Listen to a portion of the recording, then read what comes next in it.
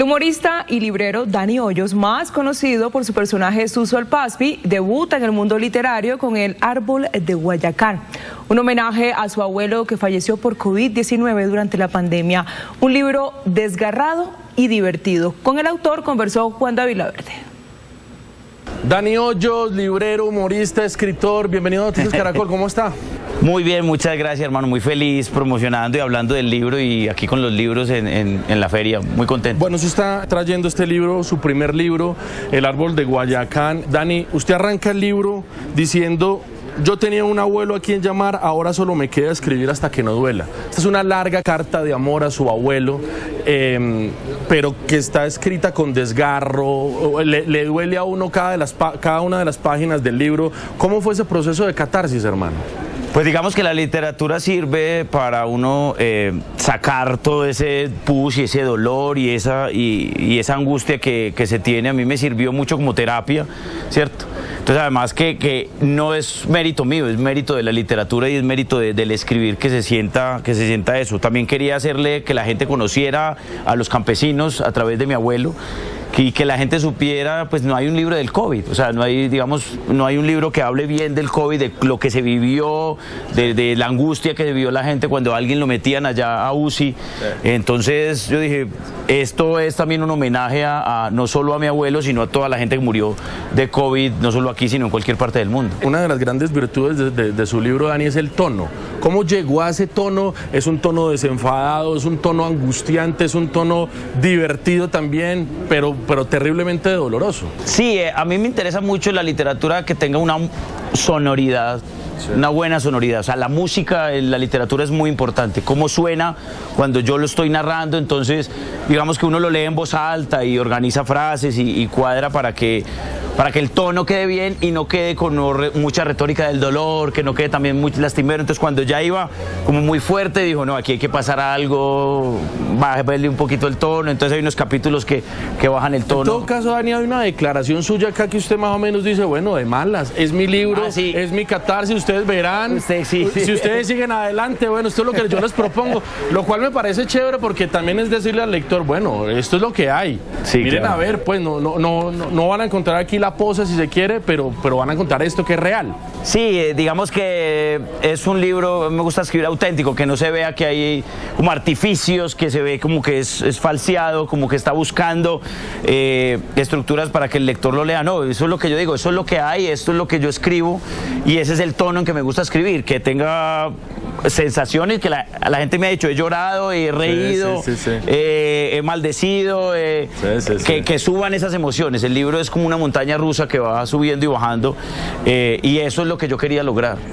Dani, hay un capítulo muy importante, no es el centro de su libro, pero sí muestra ese mundo campesino atenazado por las violencias, ¿cierto? Sí. Y en concreto hay un recuento que usted hace sobre lo que ocurrió en la masacre del Aro, una de las peores masacres que ocurrió, por supuesto, en Ituango, sí, que es la tierra de su abuelo y la tierra que usted conoció cuando estaba pequeño. Claro, mi abuelo le mataron su mejor amigo, los paramilitares, y es porque en un momento él se enfrenta a los paramilitares con un discurso que a mí me pareció muy bonito, que está en el libro. ¿Y usted lo vio? Cierto, y yo estaba ahí cuando él les dio ese discurso a los paramilitares y me pareció un acto de valentía enfrentarse y de soledad también, porque el campesino está muy solo ante los actores de violencia. Absolutamente. Y es el libro, es el capítulo donde yo quiero hacer homenaje a las víctimas del Aro. Son los únicos personajes que aparecen con nombre propio en todo el libro. O sea, el resto del libro aparece el abuelo, abuela, tío, tía, mamá, hijo, nieto. Sí.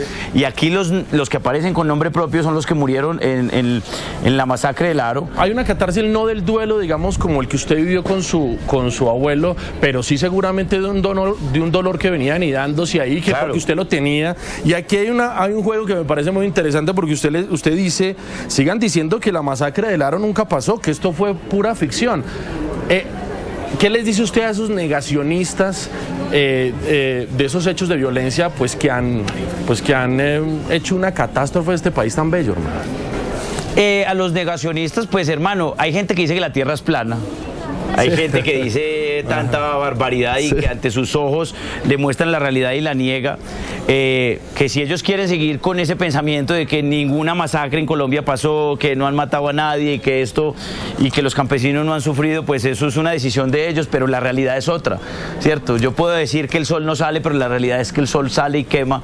Esas personas que están ahí, pues síganlo diciendo. Yo seguiría haciendo ficción, porque es ficción que mataron a 8 días, estuvieron matando campesinos en el Aro, mataron niños, mujeres, los filaban con lista en mano, no solo en el Aro, en La Granja, en Mapiripán, en Moñitos, en el Salado, etcétera. Vamos, que esto es una de tantas masacres. A mí me encantó, Dani, que usted dice: déjenme que entonces esto es ficción. Eso es diciendo partiendo, digamos, montándose, digamos, en esa esquina, usted cuenta con total realidad y con total brutalidad lo que ocurrió. Yo utilizo ese sarcasmo y yo me inventé esto, yo me inventé que mataron a un montón de gente en el Aro, y eso una jugada literaria para espiar, y también para que no me digan, ¿usted por qué está diciendo esto? No, pues eso es ficción, hombre, eso es ficción, no, en Colombia no matan a nadie, nunca han matado a un campesino, Colombia es una maravilla,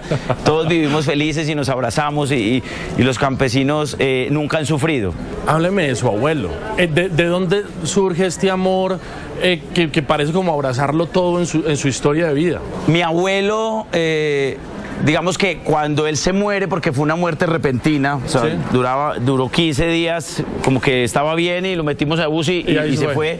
Y este señor me enseñó muchas cosas, y solo vine a descubrir que me enseñó tantas cosas después de muerto. O sea, digamos que cuando yo hablaba con él en la vida real, yo lo veía y yo decía, ay, yo como admiro a este man, y nunca pude, y nunca le dije eso, yo no sé por qué, ¿cierto? Entonces tuve que escribir un libro para podérselo decir.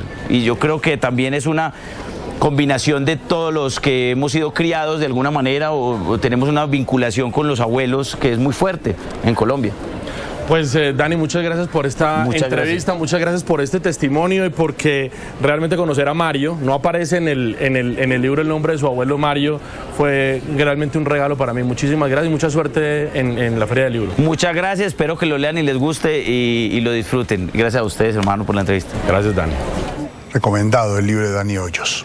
La Vorágine, el clásico universal de José Eustacio Rivera, cumple 100 años de publicado. Sin embargo, la novela tal y como la mayoría de nosotros la conocemos, no es la misma que se publicó originalmente en 1924. Con motivo del centenario, la Facultad de Ciencias Humanas de la Universidad Nacional, a la cabeza del investigador Carlos Guillermo Páramo, volvió a publicar esa edición que contiene grandes secretos de la obra y del autor. La Vorágine, el clásico universal de José Eustacio Rivera, que cumple 100 años de ser publicado, está en todos los rincones de la Filmo. Está en la selva sin bruma de una maqueta. Está en el mapa que marca la travesía de Arturo Cova y Alicia, sus protagonistas. Está en una maloca iluminada, rodeada de mágicas alusiones a la novela. Está en la magia de los artistas que la recrean. Está en los cómics que hay que mirar con lupa. Está en las ediciones de lujo y en las ediciones al alcance de todos. Pero la Vorágine original, la madre de todas las vorágines publicadas, la que realmente está cumpliendo 100 años, está en el stand de la Universidad Nacional de Colombia.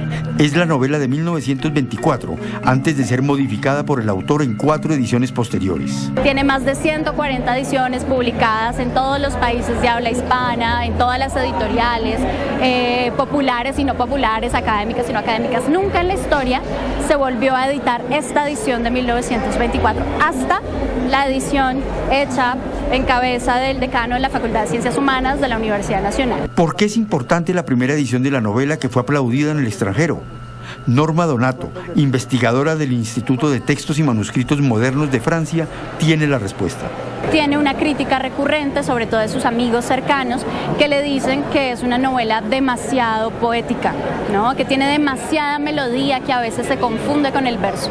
Entonces, le sugieren corregir, quitarle todo ese engalanamiento del lenguaje, toda esa melodía que le puso a la primera edición. Él decide corregirlo, ¿no? Y empieza a redactar la segunda edición sin ese componente poético. De ahí en adelante, las ediciones van a respetar, digamos, esas modificaciones publicaciones de la segunda edición hasta la quinta y última edición editada y cuidada por Rivera, que se publica en Nueva York en 1928. La quinta y última versión, corregida por Rivera, es la que todos leemos desde el colegio, desprovista de la poesía que ronda la versión que revivió la Universidad Nacional por primera vez en 100 años. Un fragmento basta para entender el cambio.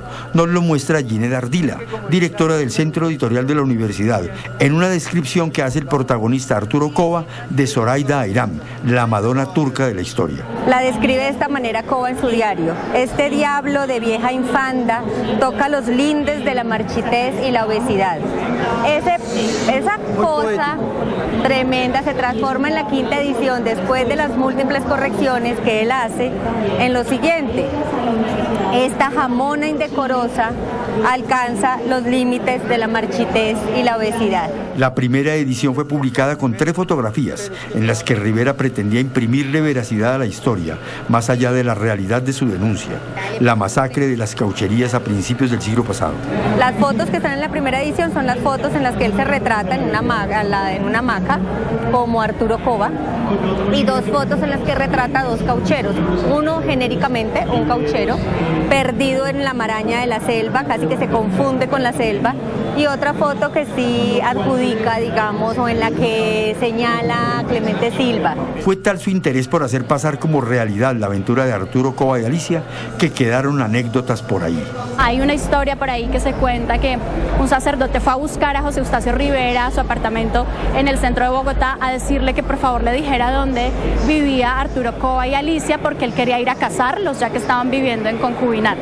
La investigadora Norma Donato no duda en pensar que si José Eustacio Rivera vive más años, no tendríamos 5 versiones corregidas por él, sino muchas más. 20 o 30 porque era un incansable corrector de sus textos. La Universidad Nacional revivió la vorágine original, la que celebra los 100 años.